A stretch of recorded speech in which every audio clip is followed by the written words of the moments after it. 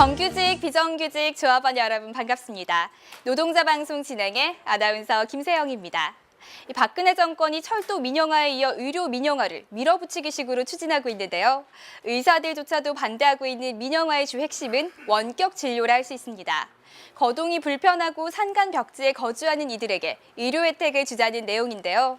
그런데 웬만한 보건소는 오지에도 다 있습니다. 그런데도 불구하고 원격 진료란 교묘한 미사역으로 민중들을 현혹시키고 있는 건데요. 노동자 서민을 위한 것이 아닌 보험회사나 의료장비 업체만 살찌우는 제2의 4대강 사업이 될 의료 민영화는 반드시 철회되어야 할 것을 주장하며 이번 주 노동자 방송 시작하겠습니다.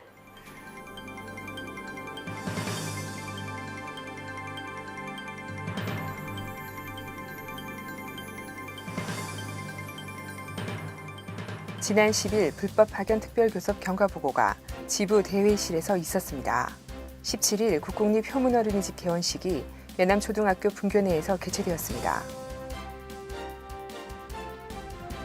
18일 재활용 어르신 안전활동복 지원 전달식이 울산지방경찰청에서 있었습니다. 이번 주 기획방송 현장 이슈에서는 지난 15일 1박 2일 일정으로 개최된 힘내라 민주노조 유성 희망버스입니다.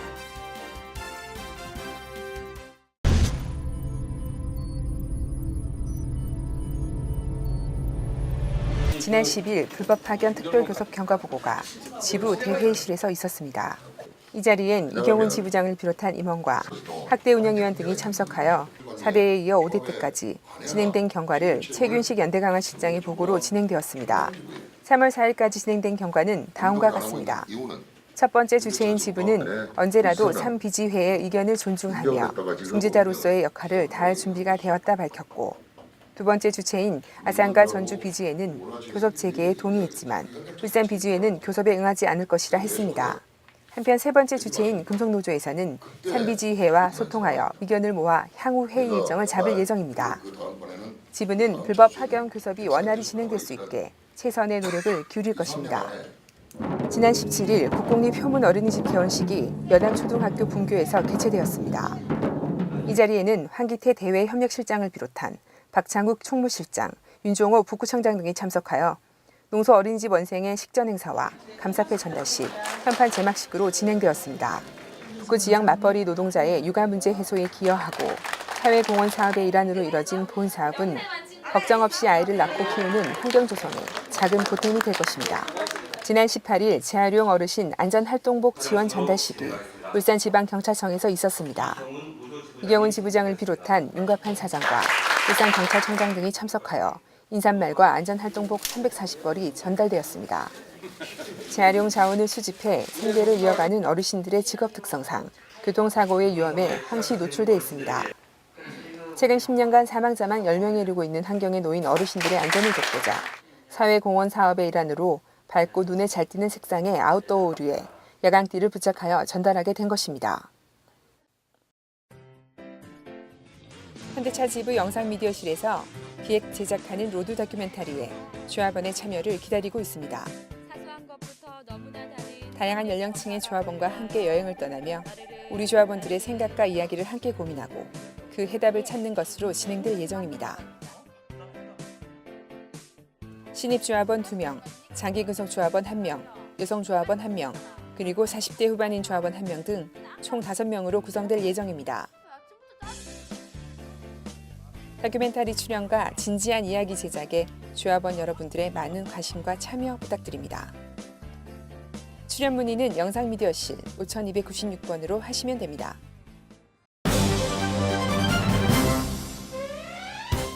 유성기업 이정훈 영동지회장의 고공농성 154일차 연대를 위한 3.15 유성 희망버스 대회가 1박 2일 일정으로 개최됐습니다.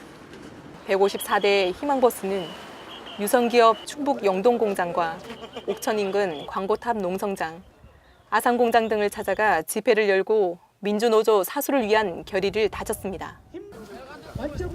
희망버스는 이정훈 금속노조 유성기업지회 영동지회장이 지난해 10월 13일부터 높이 22m에 이르는 대형 광고용 철탑 위에서 농성을 시작한 지 154일째 되는 15일을 맞아 민주노총을 비롯한 시민사회 30여 개 단체가 모여 기획했습니다.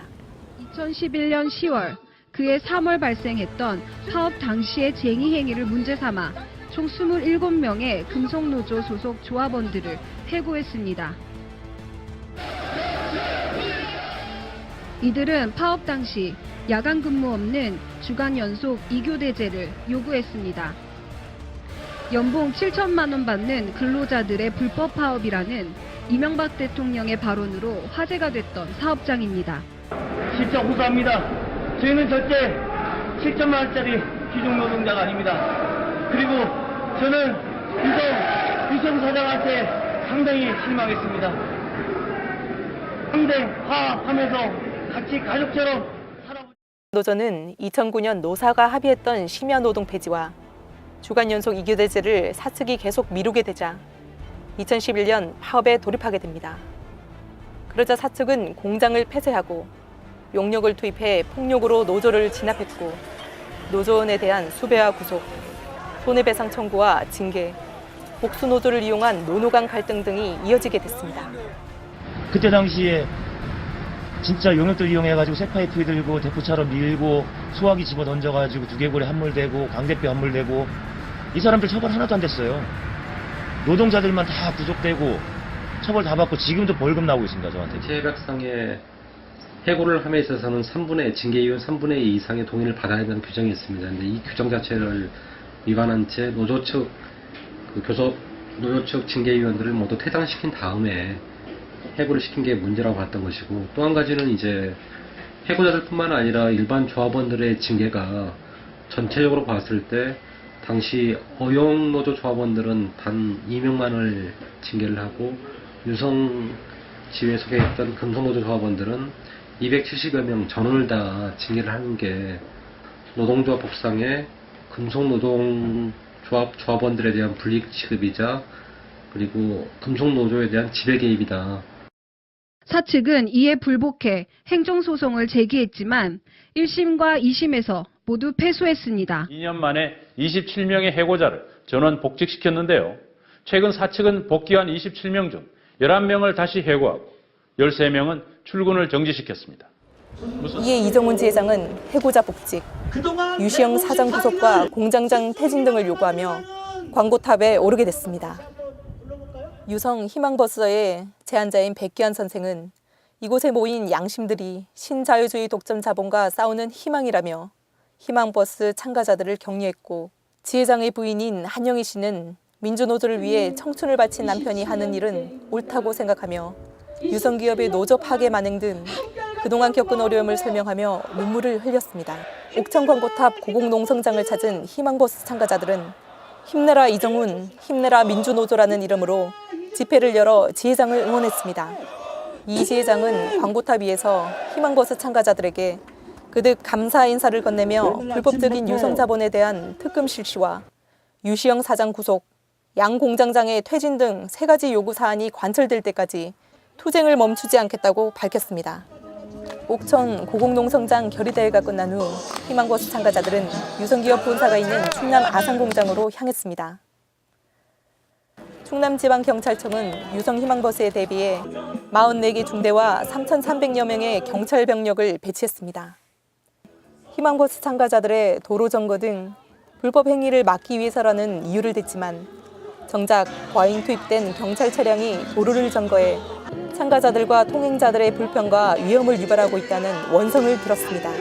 오후 5시께 아산공장에 도착한 희망버스 참가자들은 홍종인 아산지회장을 비롯한 노조원들과 함께 유시영 회장과의 만남을 요구하며 공장 건물 안으로 진입하려다 이를 막는 경찰과 충돌했습니다.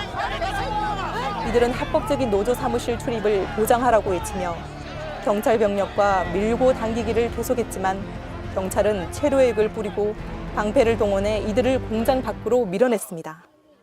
아산공장 앞에 집결한 5천여 명의 희망버스 참가자들은 오후 6시 이후 결의마당과 문화마당을 잇따라 개최하며 민주노조를 지키기 위한 연대의 힘을 다지며 본대회를 마무리했습니다. 지금까지 노동자 방송의 변예슬이었습니다.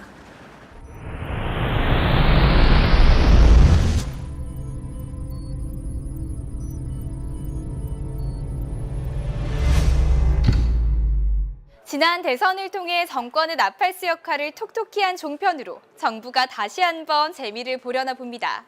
방통위에서 종편 기본계획서를 짜맞추기식으로 재승인받으려는 속셈을 드러내고 있는데요. 정권의 나팔수밖에 하지 못하는 언론이 과연 자신 있게 이야기할 수 있을까요? 공정성을 잃은 언론은 괴물에 불과하답니다. 괴물로 변한 종편의 퇴출만이 진정성을 들여다볼 수 있는 기회가 아닐까 생각하며 이번 주 노동자 방송 모두 마치겠습니다. 영상 및 사진 투고는 카카오톡에서 친구 찾기 아이디 검색 YOSSI SOS 친구 등록 후 사진이나 동영상을 보내주시면 됩니다. 소정의 문화상품권도 지급할 예정이니까요. 정규직, 비정규직 조합원에 많은 참여 바랄게요. 시청 소감이나 궁금한 점은 현자지부 홈페이지 또는 스마트폰 플레이 앱스토어에서 현대자동차지부 어플을 다운받아서 이용해주세요. 그럼 다음 주 노동자 방송 시간까지 안녕히 계세요.